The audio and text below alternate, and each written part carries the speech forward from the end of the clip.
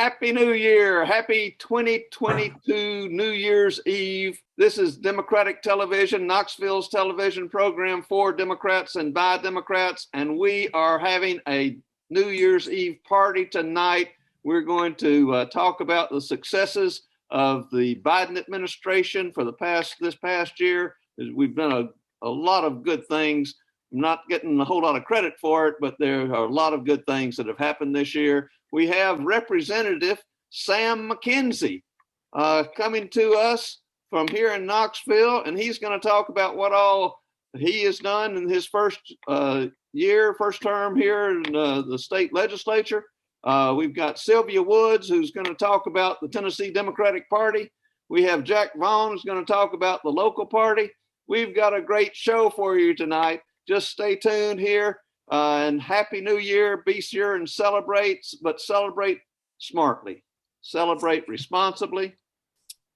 And if you have one for the road, make it coffee or some hot tea or something, but let's have a great New Year's Eve party. Let's start out with Sylvia Woods. Let's welcome her. She's our senior member here. She's on the state executive committee, and she may even have an announcement tonight. So Sylvia, welcome to our DTV New Year's Eve party. Well, thank you, Bill. I do want to run for another term in August. It'll probably be my last term, but I feel like there's things that the state party has been working on that we're just now getting around to getting things done. And I'd like to be there to make sure everybody gets organized across the state. We've been getting standard bylaws for every county party, and that's not been easy considering for years they just did whatever they wanted to do. But we felt like if we're really going to win, and that's our goal, is to win some seats and put Democrats in the House and Senate, as well as across the county, then we have to have an organization that we can step into, move from county to county if we need to, and know what's going on. So I'm real happy about that. I didn't know what you were going to say that I would make an announcement. I do want to say that Betty Reddick, our Democrat women of Knoxville, we're about 20 years old now. We had Kathy Mays was our first chair, and after that, Betty was elected chair, and she's been there all these years since. And she decided that it was time for her to move back to Kentucky, so she resigned, and I was elected to fill that term. And I've always been a member. I'm one of the founding members, so everybody encouraged me. It wasn't something I sought to do, but it's something that needs to be done. And a lot of people said, "I'll help you. I'll help you. I'll help you. I'll help you." And I believe they will. So, well, you know, in baseball, they have a utility infielder, or in basketball, they have the sixth person. Sylvia is always the person that we look to fill in and take control and take over things and make sure that we're going in the right direction. Now, speaking of winners, we've got a winner on this panel tonight, and that's Representative Sam McKenzie. He has been a winner all of his life. He served on the city's, the county commission. You're now a state representative. You served on the KUB board, and hopefully we're going to get you serving on another big board sometime soon. But anyway, Sam, Representative McKenzie, welcome to DTV. Tell us a little bit about what's going on at the state level, what all you've been doing over this past year, and your predictions for the future here. Well, again, thank you for having me. The best news I've heard tonight is that Sylvia is going to run again for state executive committee. That group really needs some really some soundness to it, and so Sylvia brings that. So I'm really, really excited to hear that. But Nashville is a zoo right now. It really is. It's kind of crazy. I had a really, I think, very productive first year. The session goes 2 years, so this is the second half of that. But I was able to pass a few bills. Got a few more kind of lined up. Hopefully can get pushed through. But it was just good opportunity to meet my colleagues on the Democratic side of the fence, is try to build deeper relationships with them, and also just trying to get things done that have Democratic roots to them. And that really, it's bipartisan. Things like healthcare, things like education should really be bipartisan. But unfortunately, that couple of things took a few nasty turns this year. In terms of predictions, I think everyone knows they did the worst kept secret ever. They drew Gloria Johnson into my district. So they didn't really expand my district. They just kind of went just past her house and drew that into the 15th, unfortunately. Then they did something crazier. They took the 13th district and shipped it off to Murfreesboro, which made absolutely no sense, and drew a district long and skinny, starts at East Town Mall and goes all the way to Cedar Bluff. But that's a strong, I feel, strong Democratic district, and we're going to make some inroads in that, because Knoxville, and I think more and more Knox County has Democratic roots, and people are getting their senses back about themselves, and we're going to surprise some people here in East Tennessee. So, I'm excited for a few of the bills. We can talk about those, in terms, but the biggest prediction for 2022 is it's going to get crazy in terms of the insane pieces of legislation that's going to be put forth. Hopefully they won't ever get passed, but there'll be several trying to take away our abilities to vote. There'll be several that hinders teachers' ability to teach all manner of things. So just stay tuned. It'll be a roller coaster ride. Well, thank you, Sam. And we're going to come back to you in a minute, but and you talked about some of the successes. We're going to get to Jack Vaughn and talk a little bit about the city council here in a minute. But back to redistricting, that district that they created, that if Gloria can move, she could just move into that district and expand the Democratic base. I think Gloria can win. I have to admit that I had to move into my district in 1980. I wasn't living in the district that I was elected to, the 18th district, so I just rented an apartment down the street from where my house was, and I lived there. And they kept coming by. The Republicans kept coming by trying to make sure that I was living there, but I lived there. My wife and I lived there while we were and kept. I said I had a house in the city and a house in the county and an apartment in the county. It was only a half mile apart. Anyway, it's crazy. They've moved several Democrats into the same district, both in Nashville and in Memphis as well, as Knox County. Gloria said from the beginning that Knoxville, East Tennessee, needs a minority representative, and that the 15th, while not a majority minority district, has traditionally been represented by African American, and that she would not run in the 15th. So she's a woman of her word, of great impeccable character, and so that's her plan. I'm pretty sure it will be the 90th. We created that 15th district in 1992 when the Democrats were in control. I drew the districts along with Ted Ray Miller, and I had been elected in 1980 from a heavily Republican district, and I could have picked up half of the African-American vote, and Ted Ray could have picked up half of it, and we both would have solidified ourselves forever on that. But instead, we created the 15th district, and with no incumbent. And that was a district that actually Pete Drew won the first time. And that's then right. He switched parties, and so we beat him with Joe Armstrong. And thankfully, Joe Armstrong served for a long time, and he's our good friend. Yes, Joe he Armstrong was one of the best. He served as the president of the National Black State Legislators Conference. Right. And that's a high-ranking position, and we think the world of Joe Armstrong. Absolutely. But let's talk a little bit about some local successes. Jack, you were heavily involved in the city council races. The Republican chair accused Matt's shares of I think he called him a godless communist. And Matt said, well, I'm a ordained minister and I'm a financial planner. So I don't think I fit into that category of godless communist. And I think the voters saw through the Republican chair and gave overwhelming results to the city council members, and led by Sam's lovely spouse, Councilwoman Gwen McKenzie, was the lead vote getter. So, Jack, how'd you do all that? How did the Democrats come out so strong? Yeah, well, good evening and Happy New Year to everyone. First off, I'd like to thank the three of you all on this call for laying the groundwork for such a strong Democratic Party over the past couple of decades. Each successive chair, including Lickenya Middlebrook and Matt Shears, have gotten better and better at the job that they're doing. And so we were able to provide for the infrastructure, provide for trained organizers like me, Hannah McKay, Haley Shasted, and Uriah Ritchie, as well as some of the other field organizers and paid interns that were working on these campaigns.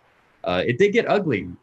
We got involved for the first time in city council races because we weren't going to stand by and let the Republicans take a city council that has done a lot of bold things, bold progressive items over the past couple of years under the leadership of Mayors Kincannon and Rajero. So we weren't going to stand by and let some of these fear-mongering, far-right, anti-vax people take our city council. So we, from the grassroots, we contacted voters. We contacted tens of thousands of voters to get out, folks. And we ended up setting a turnout record for a city council race that didn't have the mayor's race on the ballot.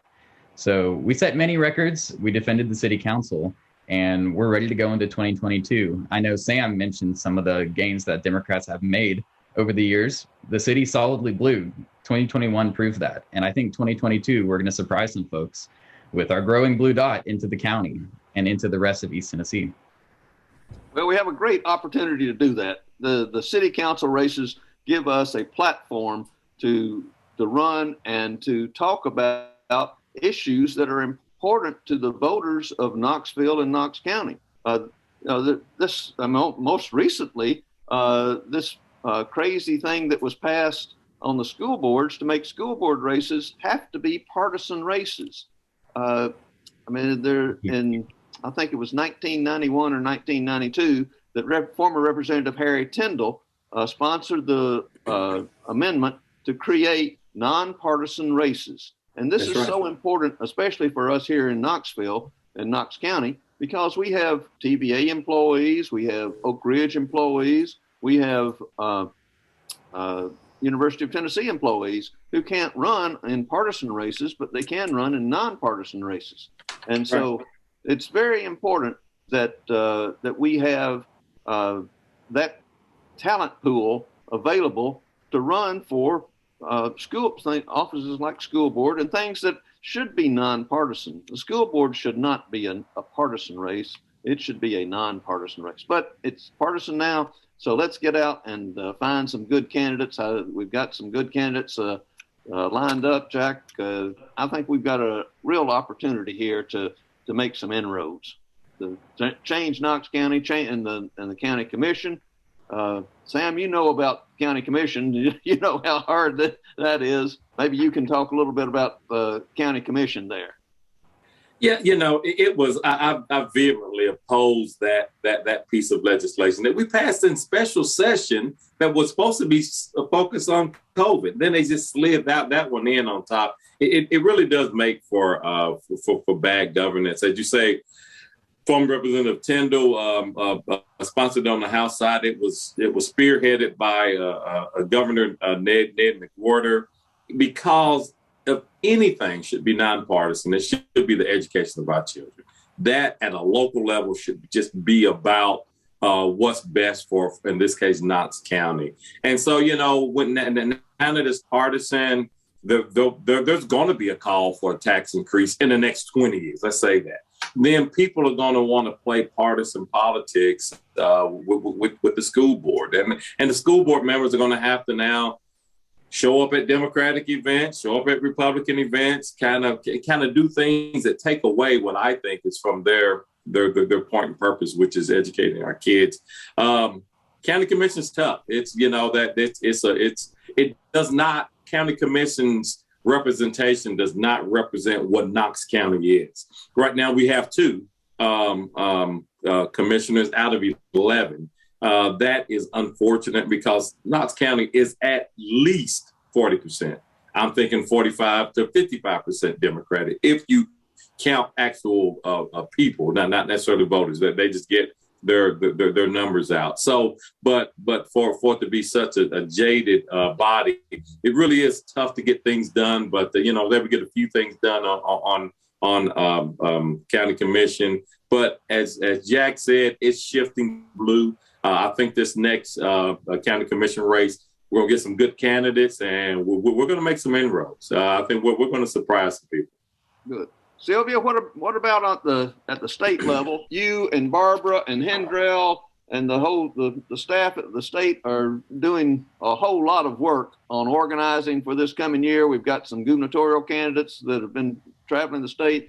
Can you bring us up to date on what's going on at the state level? I will, but I do want to say one thing. I've been in touch with Cliff Davis from the Election Commission, our staff person, and he tells us that the school board and the county commission districts are set with the redistricting. They've already decided that. So we already know what those districts are going to be. But now the state seats, that will be done sometime in January. Mm-hmm. And at that point, then our election commission itself will go back through and change some of the precincts. That's what everybody's concerned about. What precinct am I going to be in? Who's going to be my representative? That kind of thing. And they're looking at a lot of changes there. Every time we get a new chair, their full commitment is to increasing the Democrat numbers. And that's what we always try to do. With redistricting, it's really going to put us in a bad place. But we have been organizing. We've been doing voter registration. We've been making phone calls. We've been making door knocks as best we could with the COVID. So everybody is excited about the opportunity to vote on state races. It just means, that everybody's going to have the same number of people. And even though the redistricting lines are not to our advantage, that doesn't mean we can't go in and convince those people in those districts that we have the best message, we have the best of their interest, and we want to do what they want us to do. And we want to legislate. We don't want to fuss and fight. We don't want to put our representative in a little cubby hole like they did Gloria over this past term. It's disrespectful for them. It's disrespectful to us as well. And so, like I said, Hendrell is visiting counties. We've been talking to counties. Counties have better understood their role, and it's not just have a picnic and work the county fair. Their job is to register voters, talk to them about Democrat issues, listen to them. That's the big thing we have to do, is listen to them, and then help them understand what we stand for.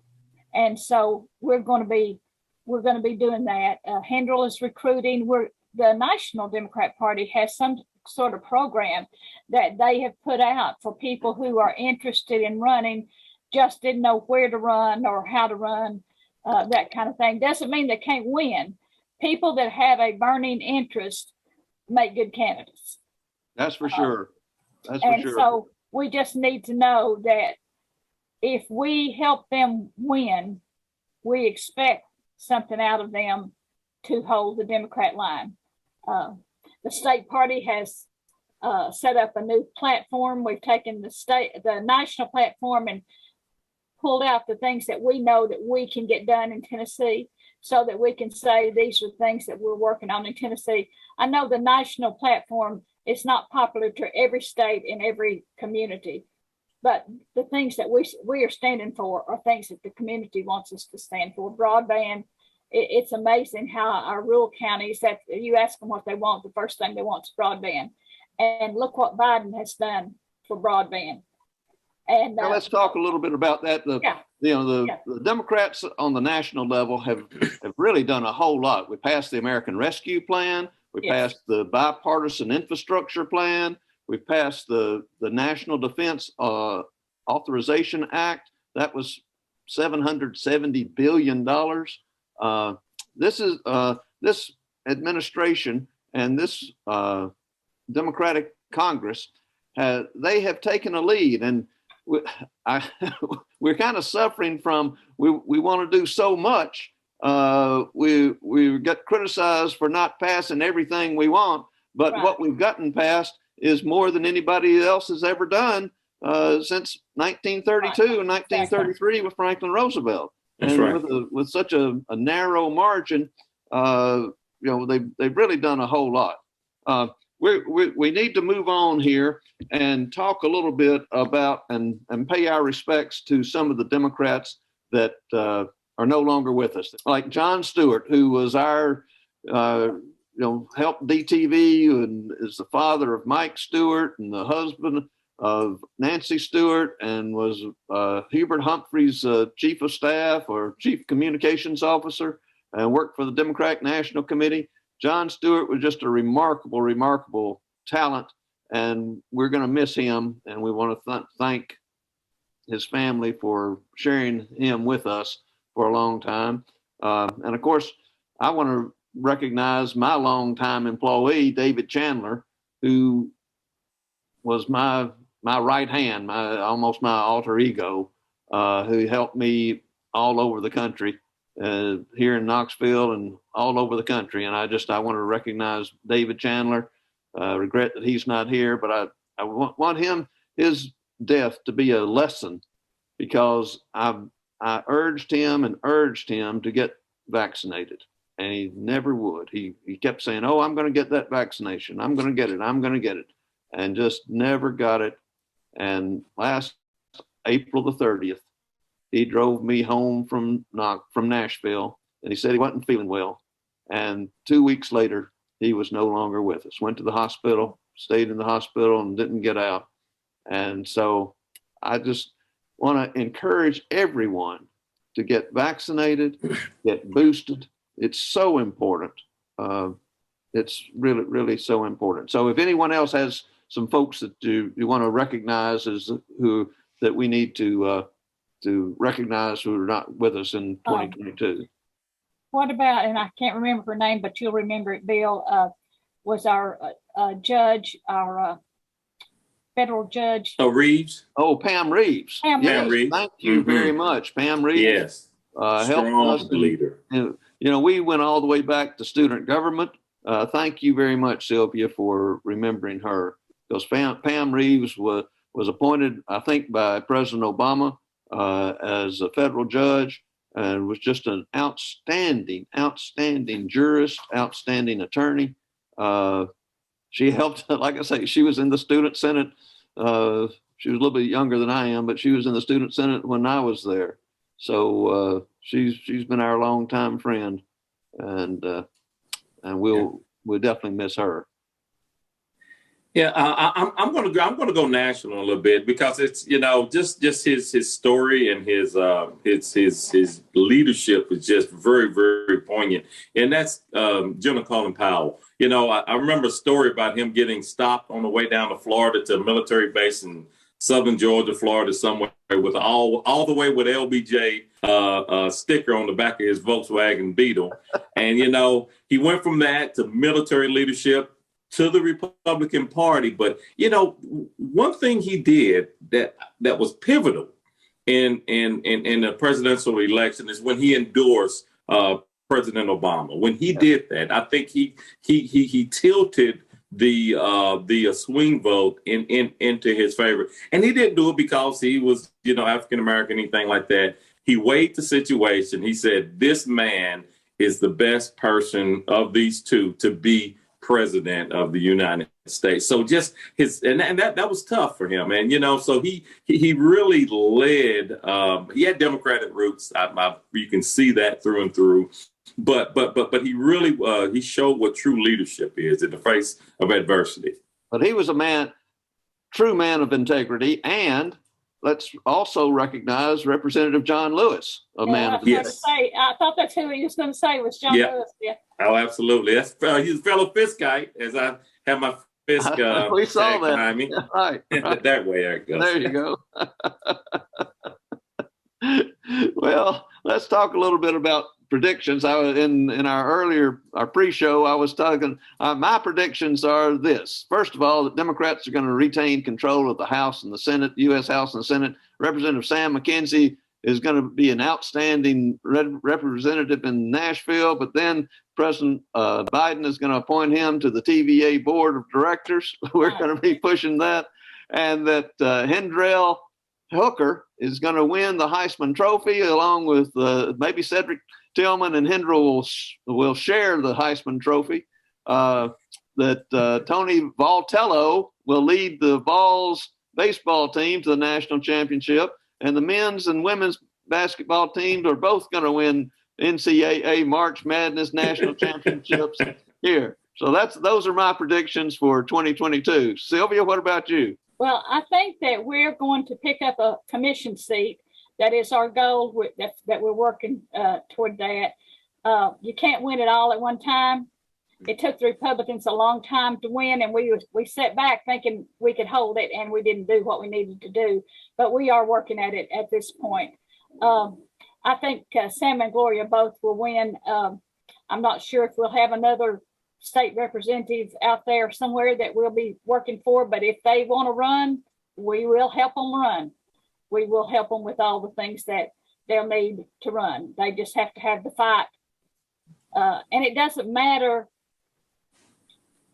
even if they win, while we would want them to win, we need to get that one step further.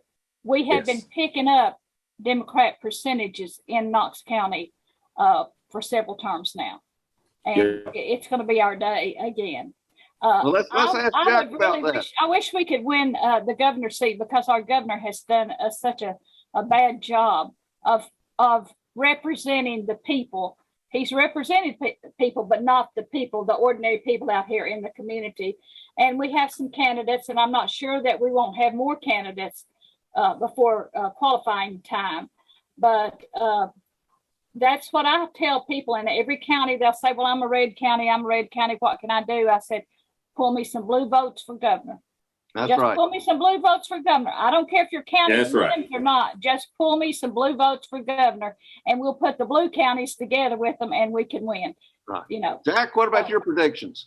I share a lot of those predictions. Like Sylvia mentioned, Knox County has shifted towards Democrats over 14 points over the past decade. So not only are we going to reelect Sam McKenzie and Gloria Johnson, but we're going to flip some county commission seats, a school board seat, and I think we can make even more happen and surprise some folks. Great. Sam, close us out. Really quick, we're going to pick up 3 seats in the House. We lost one in Memphis, but we're going to pick up 3 in Middle Tennessee. Great. Good job. All right. How are we on time here? I think we're done. Okay. Well, Happy New Year, everybody. Happy 2022. It's going to be a great Democratic year. Come back every Friday at 9:30 to watch us. Every Friday, yes. All right. Thank you. Happy New Year. Happy New Year. Happy New Year.